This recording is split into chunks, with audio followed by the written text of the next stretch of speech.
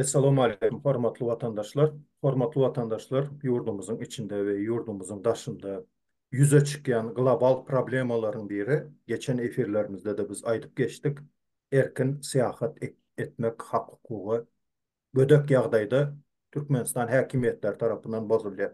Oňa mysal edip, Hamida Doganmyzyň gyzy Türkmenistandan çykyp bilenok. Aslında Türkmenistana bağlılıkta, misal için Hamida Doğanımızın özü Türkmenistan'ın konstitusiýasyna görkezilen hak hukugyny sorany üçin, ýagny Türkmenistan hökümeti özüne düşman belli. Emma gelip ary häzirki wagtda gyzynan alyp dur. Ýagny daşary ýurda çykmakda bökdençlik döredip ýurtdan çykarmany otyrlar. Ilki bilen belläp geçmeli zadymız Hamida Doğanymyzyň gyzy Türkiýe döwletinde okap ýören talip. Ýagny bilim üçin, bilimini östürmek üçin Türkmenistan'a gelecekte bir hünermen olup bir işi başarmak için o şu uğurda tagala etdiyen adamı çıkarmazlığı, yani bunu nähili düşünüp bilýäs. Bilimli nesil kuwatly watan diyen o yörelge bar olsa. Emma iş yüzünde biz nämäni görýäs? Bize akıllı, bilimli adamlar gerekler. Bize dine tawin adamlar gerek. O gözü açılan, an düşünceli, paýhasly adamlar hökümete ziyan getirip bilir diyen ýaly korkular döreýemkä hökümette. Umuman aýdylanda gelin Hamida Doğanymyzyň özüni dinläliň, ýagdaýlar nähili boldy. Özüniň aýtmagyna görä, hatda käbir ýerlere ýüzlenipdirler, jogap boldymy, bolmadymy, arada näçe gün geçdi. Hamida apa özüňiz aýdyp beriň, dinleýäs. Assalamu alaikum ildeşler. Men gyzymy geçirmediginden hemmeňizin habaryňyz bardyr. Ýok bolsa geçirmedi, ikinci sınıf talipdi Türkiýede. Şuna geçirmedik üçün açıklama verin deyip immigrasyony gulluguna hat yazanlar de 40 gün oldu. Bizim hökümetimiz hem bize insanları, halkımızı askermezlik etip hatına hiçbir cevap vermedi. Biz dünyanın ahli yerinde boluşýaly. Bizim hem erkin dünyada yaşayız, erkin Türkmenistan'da yaşayız.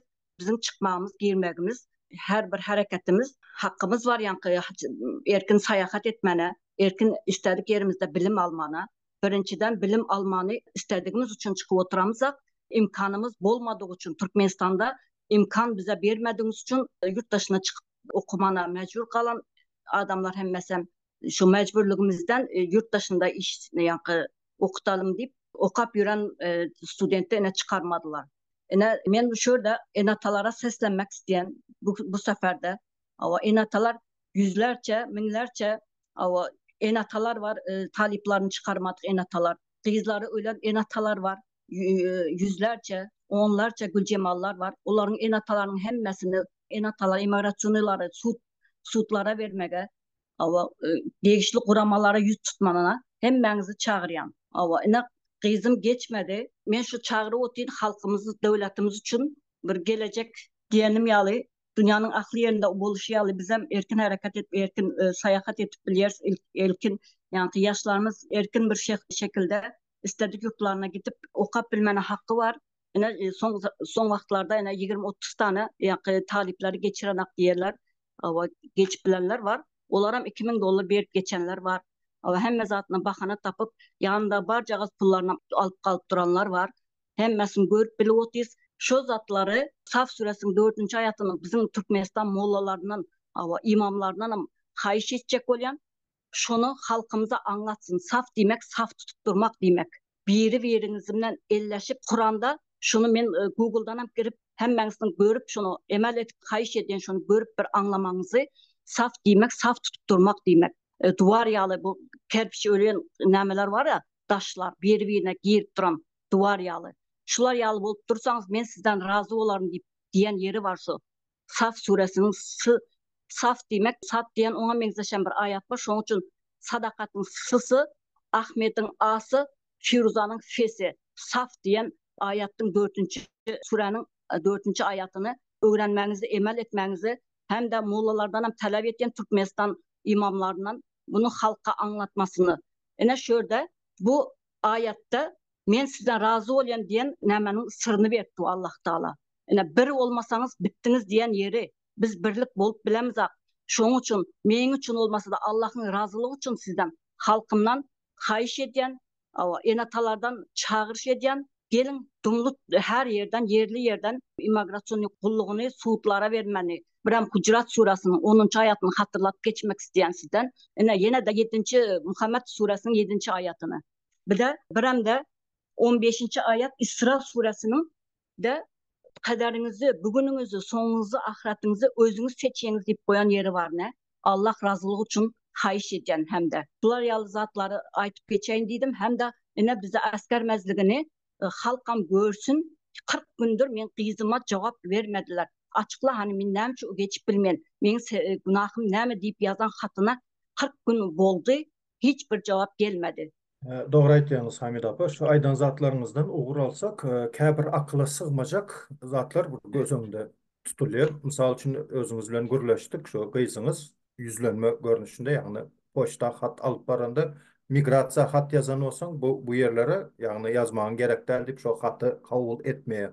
Türkmenistanyň ara gatnaşyk ministri Nira Seretdiňiz näme üçin raýatlara çäklendirme, girizilýär, poçta gullugy näme üçin adamy çäklendirme öňe sürýär. Şu hatyňy aljak däl, kabul etjek däl. Şu poçtada işläp şol aýlyk alýarmy? Şo hat eltilse, islendik adrese görkezilse, şol hat adresata baraýmalydyr. Poçtanyň işlemeli funksiyasy şeýle. Emma Türkmenistanda gözekçilik etmeýär. Ondan başga o Hamid apa hak hukugyny sorady, aktivist boldu diýip geçen ýyla o ejesinden araldyňyz. Mekke Medine çıkarmacak bolup o oyun baryny görkezdiňiz. Indem yumruk ýaly bir çağany saklap dursunuz. Näme ejesi aktivist, näme güýçüňiz bir garra adamlar bilen ýaş çağalara ýetdimi? Bul bir. İkinciden Türkmenistanyň häkimetleri köplenç şuňaly ýagdaý bilen sezawar etdi halka. Senin de deportun var diye. Внутренний deport, içerki deport. Dünya standartında yok zat. Misal için bir adam Türkiye'den deport olup Türkmenistan'a barsa, deport urulsa, şol adamın Türkiye çıkmana hakkı yok. Hatta Türkiye çıkıp bile gelip aeroportta şu näçe wagt deport näme kaçap kalan olsa ştrafını төлep hatta Türkiye'de çıkıp biliyor. Beýleki ýurtlarda şuňal standarty işle. Emma Türkmenistan'a gezek gelende o sana çıkmak kadagan. Misal üçin Türkiye'den deport bolup bardymy, şoňa Russiýada çıkmak kadagan, Özbegistan'a, Hytaýa, ýene bir ýere, dünýäniň islendik ýerine çıkmak kadagan. Bu Niranyň kanuny, bu dünýä standartlaryna gapma garşylyk gelýär. Türkmenistanda hiç bir adam pisminli görünüşünde, kagiz görünüşünde patwirdat edip yazıp berip bilýän dälsiňiz, pelan wagtda çelli sana ýurtdan çıkmak gadagan diýip. Sebäbi bu edilen hereketler bir kanun. Öz wagtyňyzy etdiňiz. Näçe gysyp bilsek, halk şonça tanış gözläp başlaýar, o bir viziatka almak ýolumuz giňelýär diýip edilen işler uzatlar. Yine bir zat koşup geçeyim de niyetiniz insanları zombilaştırmak yani mankutlaştırmak. Eğer şu niyetiniz bolmasa yaşların yolunu açın, men kızımdan yolunu açın. Ama men şunu talep etken. Hem de enataları yan kayıtışmayalı. Her yerli yerden Türkiye'de, Avrupa'da Türkmenistan'ın içindekiler Türkmenistan'da hemmesini tutlara verip hemmesinden haklarını talep etmegini çağıran hemmenizi. Mollalarım yanlış işlerine orada rivaj dilep oturmasın yakın näme. Ya hiç olmasa en birinci Allah Teala da birinci diye prezidentten, ikincem imamlardan, üçüncem diye öğretmenimlerden soru soruyormuş ahirette. Ya korkmayın, Allah'tan bir korkmayınız mı? Sizin tırnakın uçu yalı bir imanınız yok mu? Onların haram işlerini yanlış yönetip duran yönetimine siz rivaj dile oturuyorsunuz. Ben öz kulaklarımla eşittim öy tarafta. Hemşe şolara rivaj dile oturuyor. Siz onu hiç olmasa doğru yoldan adaştırma deyip tilek dilen. Tamam, tilek dilen prezidentinizdir, zattır. Ama bir doğrusunu yani doğru işlerden adaştırmasın seni, doğru yollardan saptırtmasın deyip dilen ne? O işine rivaj dile oturan çelli. Şu benim geçen ayetlerimde var. Hem de şoları açıklamasını, tefekkür etmesini vaaz verende öğretsinler. Men şonu da mollalardan, imallardan talep edeceğim. Şuýda Hamid apadan bir sorajak näme bardy. Hamid apa şo meniň aktivist bolanym üçin şo gyzyma şuňaly bökdençlikleri öğretdi diýip o bir bellep geçdiňiz. Şo aktivist bolmagyňyzyň bir sebäbini, näme sebäpden, näme itergi berdi? Kıskaça bir iki agyz, bir nä dogry, ýalňyş bir aýplama ýa bir töhmet zadatdyňyzmy? Näme sebäpden aktivist boldyňyz? Şo hakda bir iki agyz bellep geçseňiz haýyr. Ejem näçe ýyl öňünçe hakimlikde var ya, o çurta turmak üçün, hacıya gitmek üçün. O zamanı diye ki, yani bez uçur sen pulun var olsa da o pulun var. Ama sen pulun var olsa da bez uçur gidip bilerdin pulun var olsa. Ama sen özek olansın deyiptir, o çurta turman gerekiyor. Neçe vakta gelediyse 10 yıldan son gelediyiptir o çurt. Hakimlikte bu gep anneme geplenyemen eceme. Şular yazatlar hem de men yazdım vaktında da hat yazdım. Özök mektep yapılmasın. Bizem özök, biz öz tilimizi yogat yitirmeyelim deyip. Ine men kızlarım özümün özök tilimi bilmeye.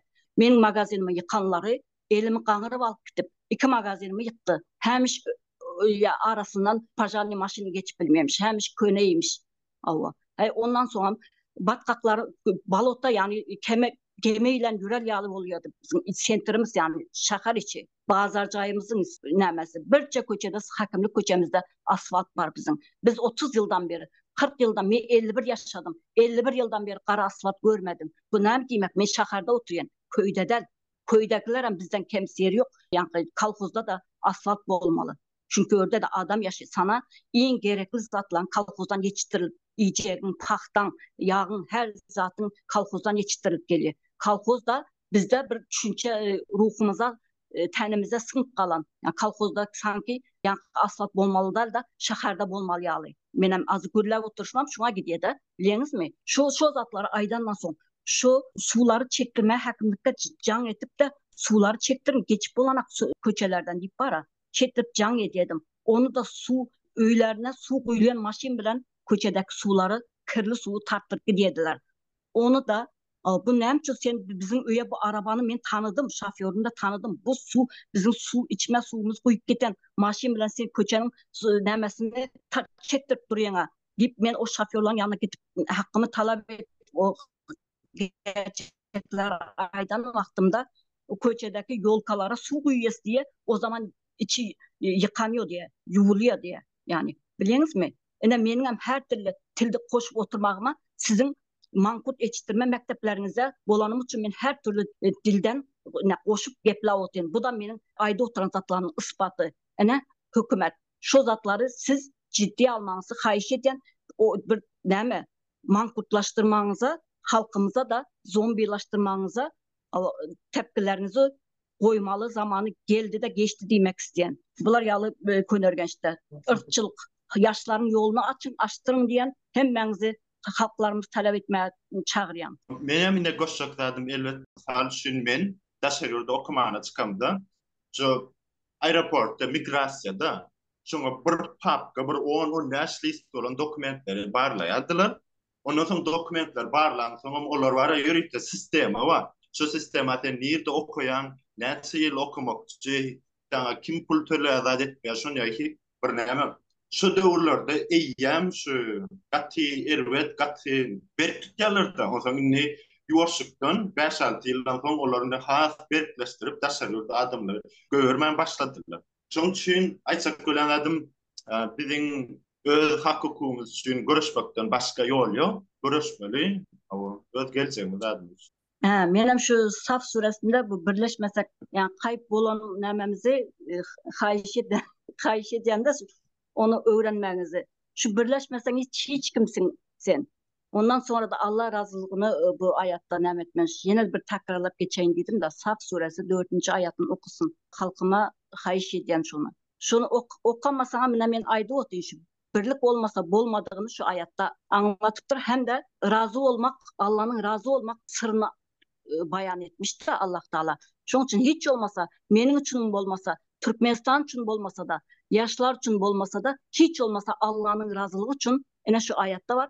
Men şu zatı birlikte etseniz, birbirinize omuz omuza verseniz, men sizden razı olurum deyiptir. Namaz okusan razı olacak, falan etsen, haca gitsen razı olacak demektir. Yani şu ayette omuz omuza. Edil duvarda örülen taşlar yağlı kenetlenmiş halde olsanız, men sizden razı olurum deyiptir. Saf suresi 4. ayatı lütfen hemmenizden hayiş eden şuna emel etmenizi, okak görmenizi, giyinerek tefekkür etmeni şu ayatları ince ince öğretmeni mollalarımızdan, imamlarımızdan, Türkmenistanların yine hayiş eden, talep eden. Çok sağ olun. O vatandaşlar bu aydırlayan zatlardan şunu alarak netice, mani çıkarıp biliriz. Dünya kartasında Türkmenistan adlı devletimiz var. Orta Asya'da yerleşen o bizim yurdumuz var, vatanımız var. Adı Türkmenistan. Hükümetin şeyle yağdayları döretme ve o şeyle halka çeklendirme koymağı Türkmenistan'ı Türkmenistan'a övüp var ya. Hükümet işgärleri. Aklınıza gelin. Türkmenistanlığına kalsın. Türkmenistan gerek değil bize. Biz hükümetten o bizi yatırıp bakın, o bize o başka şertlerde öğretmenler boyun alın. Görkezlen kanunlar yönetilsin. Kanunlara üns verin. O kanunlar kıyşarnıksız berca edilsin. Halk köp zat islanak. Kanunu bozayan hükümet mi halk mı? Kanunu birinci ölçü hükümet işgärler bozuyor. Bizim islavimiz kanun bozulmasın, şu zatlara seyredilsin. Talabımız şudur. Ondan başka da bilimli nesil kuvvetli vatan yeni bir gezek bellep geçen. Dışarı yurtta bilim alsa, o kalificirunla, o hünermen olup yurda dolanıp barmalı şol yaşlar. Näme böktençlik öğretýäňiz? Men açak bolýan zadym salam emmelere. Şu ses geli otur değil mi? Birinci başta semiyvoy problemamız var bizlerin. Şu Türkmenistan'da v основном kanda desem hem çarjov bolsun. Yani indi çarjovun içinden köp bir yan tarafları gezmeyenim için çarjovun içinden gepile bilemem. Çarjovun içindeki simyaların neredeyse %90'ında şu problema var. Senin beçen bizlerin çarjovda neredeyse her simyadan bir kişi var yurttaşında. Neredeyse her simyadan bir kişi yurttaşında. Senin beçen yurt dışına gidotan bolsa tam okuyacak, ilişi işleyecek. İzine kaytma işle. Boş ver. Okutan, benim şey desen. Böyle gelip işleyebilmişsen. İşine kara. Simyevoy problemini birinci çözmedi. Benim pikirim bu, lichni pikirim. Simya olarak eğer bizlerin ketteler öz beçesinin okumuşlu bolup öz vatanına peydalı olması için birinci başta simya öz beçesini yetiştirmeli. Aklı başlı yerinde. Eğer simya şunu öz kellesini normal yetiştirmese ondan sonra ne buladı? O beçe kande üstü simyada karıcı bir yereçe östü, bir yereçe en atası karaduna, bir yerden sonra en atası koy veredi. İşle sen bizlere karayındı. Sonra ertebirin unungan beçesi bu onda unungan kellesi şov oladı karıcı. Davay sen karıcı git yurttaşına sen bana kara. Ben sana bugün eçe karadım. İyi şo kelle devam ededi. Etini правильно. Bu yam hükümetin işine yarıydı. Neden hükümetin işine yaradı? Почему? Потому что hükümet halkın akıllanmasını istemedi. Özellikle o bizlerin hükümetimiz. Hiçbir yaşların içinden yurttaşına gidip tam aydınlanan, kan desem, kebrizatları öğrenip bu kemilleşen bir genci bizlerin hükümet istemedi. Потому что kemilleşen gençler nime boladı? Aktivist boladı. Kemilleşen genç nime boladı? Özünün hak hukuklarını öğrenedi. Kemilleşen kande işleyeceğini biledi. Prezidentin saylanandığını biledi. Prezidentin aslında bir halkın hizmetkarı olduğunu biledi. Tam bizler hiçbirimiz veya dünyanın hiçbir yerindeki halk prezidenti kvalite etmek zorunda değil. Öyle bir onun kiteken zat yok sistemde. Parlamentta hem yok. Diktatörlükte da var o ayrı konu. Parlamentta hem yok. Даже şunda primer getirin. Krallıklar var. Yani. Angliya olsun. Ondan sonra şuna benzer monarxiyada даже королü хвалить etmediler onu. Просто короле karşı повышенное уважение görkezmek zorundasın. Потому что он король, потому что onun simyası королевский simya. Senin simyan onların yanında hiçbir zat. O yanında уже семьевой nime var? Lesnitsa var. Şunun için sen alttaki, pestteki lesnitsalarda bolanın için sen уважение görkezmek zorunda. O sisteması şonuktayken. No pahvalı tam тоже нету. Уже pahvala ortaya giren vaktinde bu nime boladı? Etin religioznu. Hiçbir religiyada yok niteken. Gidip bir insanın başka bir insanı hvalit edip onu özünden beyik görmeye hiçbir nimede, ahlakta, zatta, kitapta yok ona kansat. Simyevoy problemalar çözülmeli bir. İki, bizlerin gençlerin birbirinin arasında splaçonlu hareket edebilmesi için yenemci bir taraftan yenemci simya engelledi de. Samsıklık etme, onun tekerlerin içine girme, ona kan adamlar bilen gepleşme, gerek miydi kelleni bozadılar, yenem bir zat. Yenemci şurada yenemci simya girdi. Nim için? Потому что у семьи есть страх. Nim için? Потому что семья живет в границах Türkmenistan'a. Ulara gidip baskı edediler. Oğlun, kızın, uyanda gepleşip de onların yanına gidip de onun videosuna tam like atıp da onun videosuna komentar yazıp da ait etmesin. Ular ekstremist, ular yine bir zat, ular terörist.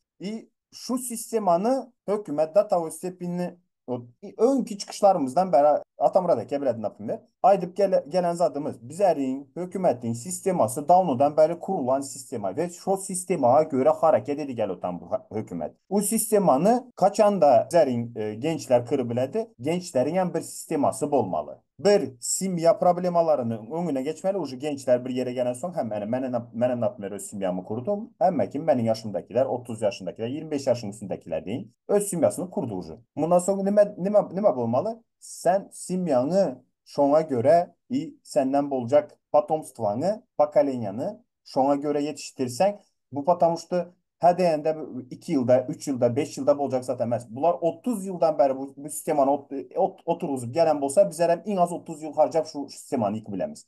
O 5 yılda, 3 yılda olacak zaten bu. Patamıştı bunu etme için şu bizlerden sonkiler etmeli. Bizlerden sonkiler üçünen bizlerin elimizde, bizlerde sorumluluk. Bizlerin beçelerimiz bilmeli, kanday yaşamalı, kanday bolmalığını. Patamıştı bizlerden ketteler bizlere görkezme diye, bizler görkezmeli şunu. Benim fikrim bu. Azı bize öz dengimizleri ya işte 20 yaştakileri bırzatlar edip çağırmaya çalışsam, kança çağıracak olsam simyası alıp kenara koyadılar. Karışma, etme, gitme, koyma. Bu simyaların bir köpünde var. Düşünemem. Türkmenistan'ın içindeki olanlar korkadılar, zannediler. Hemen öz simyama hemenden geçip koydu.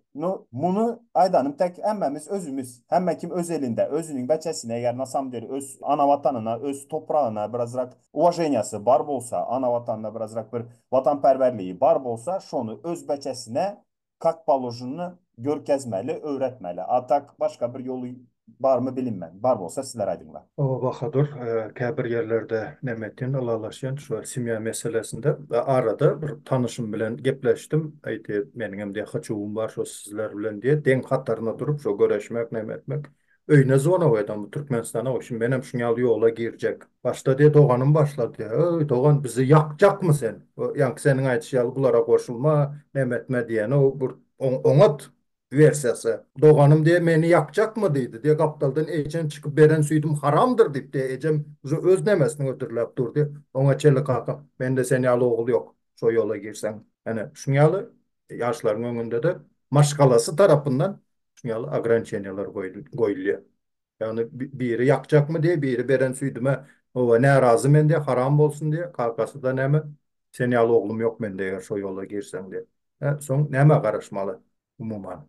Şunyalı kıyınçılıklar bilen o kıynansaq da bir neçe yıldan beri kapma karşı gelip dur şu bariyerden geçip bilenler var. Geçip bilmen hova maşgalam o azar verecekler. Maşgalam goldan yok. Maşgalama karşı gidip bilecekler deyip şu bariyere yetip izine dönenler katırken oldu. O son yılların içinde. Meryem Apa söz soradınız ayda verin. Esselamu Aleyküm emmeciklerinize. Birinciden bu iki oğlanımıza minnettarım. Sizlerin bizlerin yanımıza, bizlerin fikrimizde, sizin yanınızdaki dosyalarınıza şu sizlerin fikrinizde gitse biz bu hukuksuz adamları ez oturan devletin başına insan gibi insanı getirebiliriz. Birinciden bugün 1. sentyabr bütün okuçuların, Türkmenistan okuçularımızın bugün gününü kutlayman. Allah'ım onların ömrünü, hemmeciklerinizin ömrünüzü, biliminizi arttırsın. Gelecek senemizde hemmeniz hem enatanıza koşup, hemme kişi bir sofrada oturmak Allah canım nasip etsin. Ustentlerimiz sizlere de hemmeciklerinizin ağzı bir olmanızı, kimseden korkmamanızı sizlerden xahiş edemem. Bizler her bir Türkmenistan halkı olsun, dışarı yurtta kim olsa olsun her birimiz hak hukukumuzu sorma hakkımız var. Hakkımızı talep ediyor oturmamız.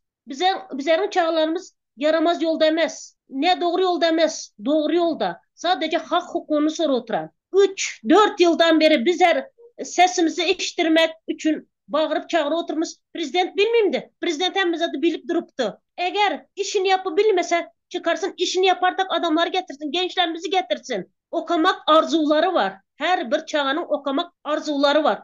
Şuna karşı gelmesinler. Ene atalarım. Hemmenize seslenemem. Çağalarınızın geleceğini mahvetmen. Hayiş sizden. Çağalarınız okasın. Çağalarınız için göreşin. Biz yaşayacağımızı yaşadık. Geleceki nesillerimize bir zatlar koyalı. Geleceki nesillerimiz hiç zatı bilen yoklar. Onun için geleceki nesillerimiz hiç zattan korkman.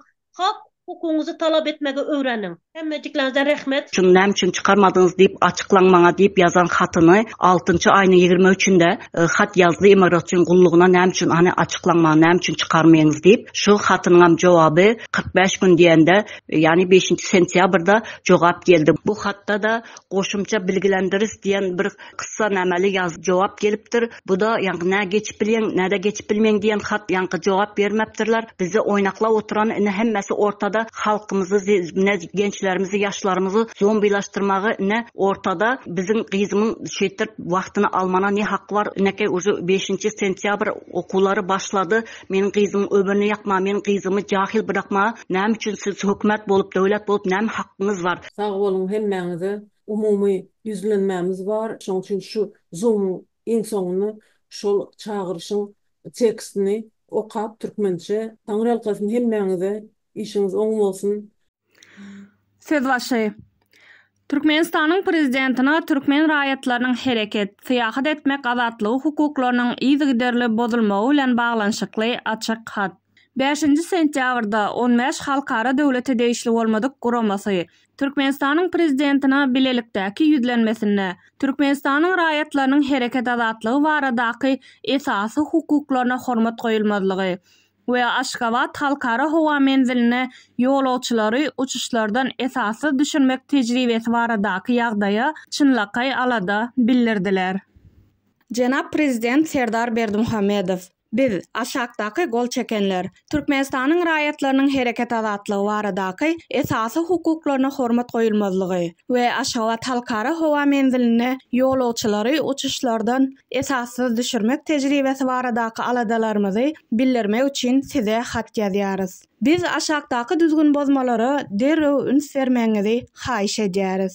Aýratynam aladalaryň misallaryň biri Türkmenistanyň hökümet tanqidçileriniň maşgala azalaryna daşary ýurda gitmegine ruhsat bermekden ýüze görmegi. 2023-nji ýylyň 3 aprelinde 74 ýaşly Yakutjan Babajanowa ziyaratçylar toparynyň bir bölegi bilen umra, haj ziyaraty ýerine ýetirmek üçin Türkmenistandan gitmegine ruhsat berilmedi. Yakutjan Babajanowa 2016-njy ýyldan bäri Türkiýede ýaşaýan we sosial ulgamlardaky tankydy bellikleri bilen tanalýan Türkmenistanyň daşawy sevtinden bolan 49 ýaşly etnik özbek Hamida Babajanowanyň ejesi. Serhetçiler hanym Babajanowa Aşgabatdan Istanbula uçan uçuşa minmäge ruhsat bermediler. 23 aprelde oňa ýene gaýtadan çykmaga ruhsat berilmedi. Diňe 2023-nji ýylyň awgust aýyny bu waka halkara guramalarynyň ünsüni özüne çeken soň esassız syýahat gadaganlygy ýatyryldy. Şeýle de bolsa esassız syýahat gadaganlygy bilen baglanşykly ýagdaý Hamidanyň beýleki garyndaşlary bilen gaýtalandy. Onuň 2 aýal doganyna Hurşida we Dilfuza Türkmenistandan gitmäge ruhsat berilmedi. Biri 2024-nji ýylyň fevralyny Türkiýe döwletine, beýlekisi 2024-nji ýylyň aprelini Özbegistana. Haýyşlaryna jogap hökmüne Türkmenistanyň döwlet migrasiýa gullugynyň syýahat gadagançylygynyň sebäbini ýa-da dowamlylygyny görkezmeýän resmi tasdiknama aldylar. Şol bir gulluk bilen şahsy ýüzlenmede 3-nji aýal dogany Firuza Babajanowanyň hem syýahat etmäge ruhsat berilmedik adamlaryň gara sanawyna bardygyny habar berdiler. 2024-nji ýylyň 15-nji ýulyna aktivistiň gyzy Medipol Türk Lukmançylyk Universitetiniň 2-nji ýyl talyby Sadakat Nurimbetowa Stambulla okumak üçin ýurtdan çykmaga ruhsat berilmedi. Ol 23-nji ýylda Türkmenistanyň migrasiýa gullugyna ýazmaça ýüz tutdy. Häzirçenli jogap ýok. Babajanowlaryň prezidenti, ombudsmeni we Daşary işler ministrligine ýazan ardalaryny daşawuzdaky we Sewitde bir näçe etrapdaky poçta bölümleri kabul etmekden ýüze gördiler. 1 awgustda Aşgabatda garawullar migrasiýa gullugynyň binasyna girmäge ruhsat bermediler. Babacanowlaryň erkin hereket azatlygynyň çäklendirilmegi, onuň çykyşlary üçin ceza diýip hasaplamaga esas bar. Şunun bilen baglylykda 29-njy iýulda Hamida YouTube'da Türkmenistanyň prezidentine video yüzlenme ýaýratdy. Aktivist Hamida Babajanowyň garnaşlaryna garşy girilen gadaganlyklar diňe Türkmenistan raýatlarynyň daşary ýurda gitmegine esassız çäklendirmeler däl. 2024-nji ýylyň 12-nji awgustynda Aşgabat howa menziline serhetçiler 20 talibyň uçara minmegine ruhsat bermediler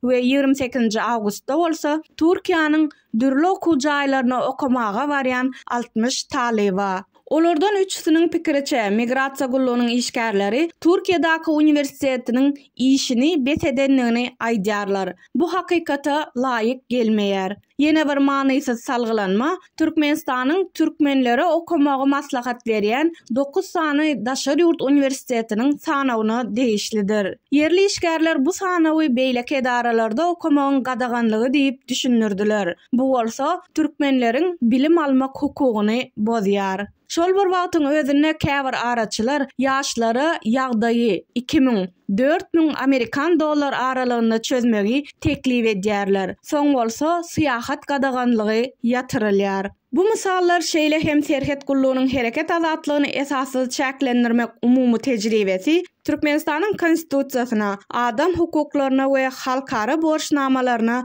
ýygyderli ätkermeçilik edýänligini görkezýär.